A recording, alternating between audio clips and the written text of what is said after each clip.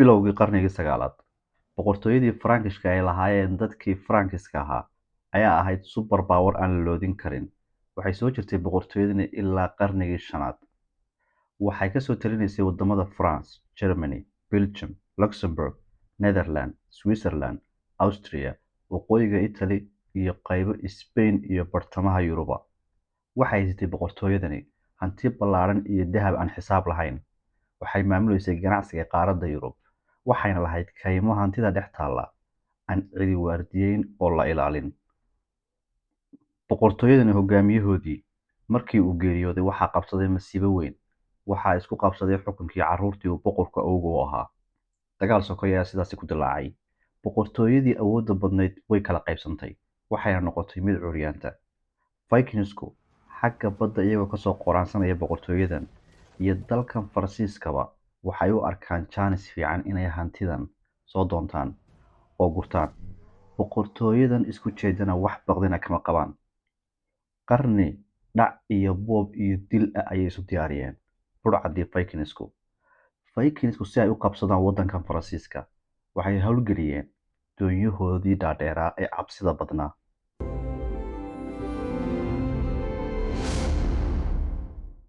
Markiiba si dhaqso ah ayay usoo dhaqaajiyeen doonyahoodii dhaadheeraa, waxayna istuseen in hantida boqortooyadana Faransiisku ay taallo meelaha lagu cibaadaysto oo ah kiniisadaha, maadaama boqortooyadana ay tahay mid Kiristan ah.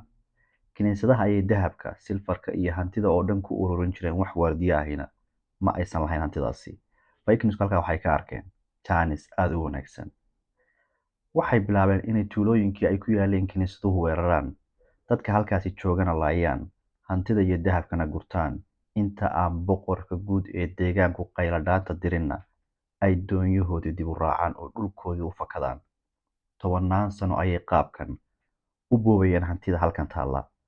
Dadkii Faransiiskuna wax awood ammaanay lahayn aan ka ahayn inay ka ducaystaan in Ilaahay ka qabto masiibadan ku habsatay. Taariikhdu markay ku beegnayd 845 miilaadiga, nidaamkii weerarada gaagaaban hantida loogu soo dhacayay way ku qanci waayeen Vikingsku. Markan waxaa hogaamiye u ah Vikingska Ragnar. Wuxuu isku keenay 120 doonyood oo ah kuwii dhaadheeraa, kuwaasoo sida 5,000 oo dagaalyahan. Markan uma socdaan meel ka sokaysa caasimadda dalkani ee Paris. Hogaamiyihii Vikingska ee Ragnar wuxuu ciidankiisii ku wareejiyay caasimaddii Paris. Boqorkii halkani haystay ee Charles ayaa isu soo ururiyay ciidan si uu magaalada u difaacdo, laakiin Ragnar ayaa jebiyay ciidankii Charles. Maadaama ay ciidankii Farankiishku kala qaybsanaayeen, kala barhkood ayaa laga adkaaday. Vikingsku maxaabiistii ay qabsadeen waxay ku horgowraceen dadkii Faransiiska ahaa si ay u baqdin geliyaan. Magaaladii caasimadda ahayd ee Parisna sidaasi ayay gacanta ugu dhigeen. Boqorkii Farankiishka ee Charles oo tala ku caddaatay, kana baqaya in caasimadda iyo boqortooyadiisa oo dhan ciidda lagu daro, ayaa Vikingskii usoo bandhigay qorshe aada loola yaabay.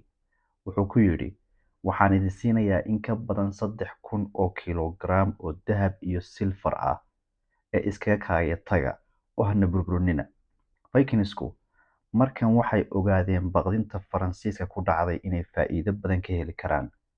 Dahabkii iyo silfarkii ayay doonyahoodii ku gurteen, wayna iska baxeen.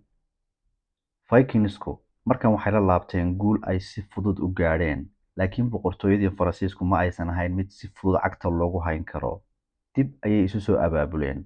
Labadii qaybood ee ay u kala jabeen ayay isku soo darsadeen, iyagoo midaysan oo diyaar u ah haddii mar kale Vikingsku kusoo laabtaan inay iska difaacaan. Ayaa 881 miilaadiga markay ku beegnayd taariikhdu, ciidan ballaadhan oo Vikingski ah gudaha usoo galeen galbeedka Faransiiska. Waxay isleeyihiin markana si fudud ayaad guul uga soo qaadaysaan oo dahab iyo silfar baad soo daldalan doontaan. Laakiin arrinku markan sidii hore ma aha. Waxaa talada haya boqor dhalinyaro ah oo lagu magacaabo Louiskii 3aad. Ciidamadii Faransiiska oo isku duuban ayuu kala hortagay Vikingskii galbeedka waddankiisa soo galay.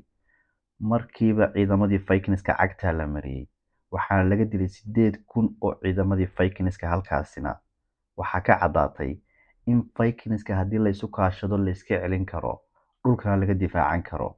Markan, Vikingsku waxay dib ula laabteen guuldarro aanay filayn, horena aysan u arag mid iyada la mid ah. Laakiin Vikingsku waa budhcad madax adag, dhimashadana aan ka baqin. Waxay qorshaysteen inay dib isugu soo diyaariyaan inay mar kale kusoo laabtaan Frankishka, iyagoo sidii hore ka adag. 885tii miilaadiga ah markay ku beegnayd, iyagoo ciidan ballaaran oo ilaa 700 oo doonyihii dhaadheeraa ah wata iyo 30,000 oo dagaalyahan ayaa usoo dhaqaaqay dhinaca caasimadda Faransiiska ee Paris. Markan waxay rabaan inay cagta mariyaan wixii ka hor yimaada. Ciidamadii Frankishku sidii hore way kasii adag yihiin, dagaal iyo difaacna way isku diyaariyeen. Waxay jareen wadooyinkii soo gelaya caasimadda Paris, biriijyadii ayay xidheen, dhinacii webigana waxay ka buuxiyeen dhagax aan doonyuhu uga soo tallaabi karin dhinaca caasimadda Paris. Vikingskii waxay soo gaadheen caasimadda hareeraheedii, oo ay boqolaal ciidamadii Frankishka ahaa difaac kaga jiraan. Dagaal socday 11 bilood oo waqtigii qaboobaha ahaa, oo barafku da'ayo, dagaalkana aan laga nasanayn. Ciidamada Vikingskuna weerarka aanay kala joojinayn si ay u jabiyaan difaaca Frankishka, laakiin ay awoodi laayihiin inay gudaha u galaan caasimadda, ayaa boqorkii Frankishka ee waqtigan oo ahaa mid jilicsan u oggolaaday in Vikingsku laaluush la siiyo, oo dahab iyo silfar ay qaataan weerarkana ay ka dulqaadaan caasimadda. Vikingska oo markii horeba ujeedkoodu ahaa inay hanti helaan, ayaa dahabkii iyo silfarkii qaatay kuna laabtay dhulkoodii.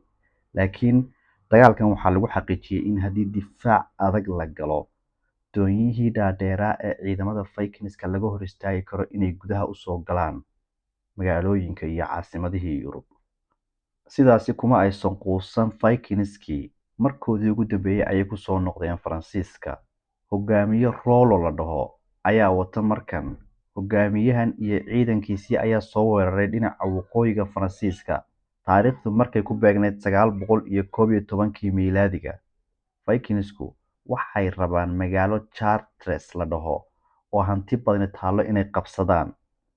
Ciidamadii Frankishka oo isku duuban ayaa dabin u dhigay Vikingskii, dhexda intay gashadeen ayay isu qabteen. Dagaalkana waxaa ku gacan sarreeyay ciidamadii Frankishka, laakiin Frankishku waxay xaqiiqsadeen in weeraradan aan dhammaadka lahayn ee Vikingsku aanay dan u ahayn labada dhinac midna. Markaasi, boqorkii Frankishka Charles ayaa hogaamiyihii Vikingska ee Rollo u soo bandhigay heshiis aan caadi ahayn.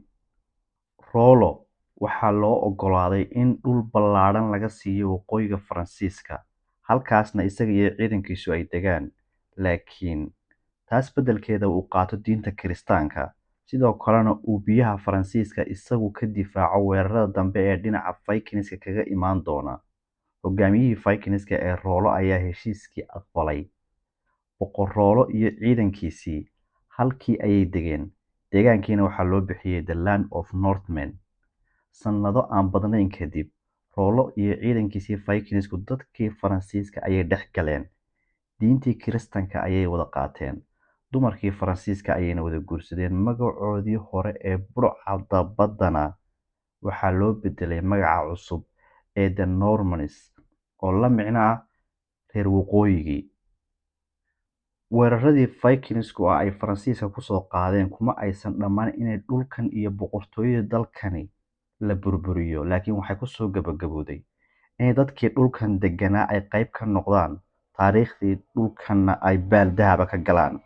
Haddii adila halkan la soo gaadhay muuqaalka, like tahay ka ilaawin, sidoo kale channelkeena subscribe saar si aad u hesho qaybaha dambe ee muuqaalka Vikingka iyo taariikhaha kale aan soo gelin doono. Mahadsanid.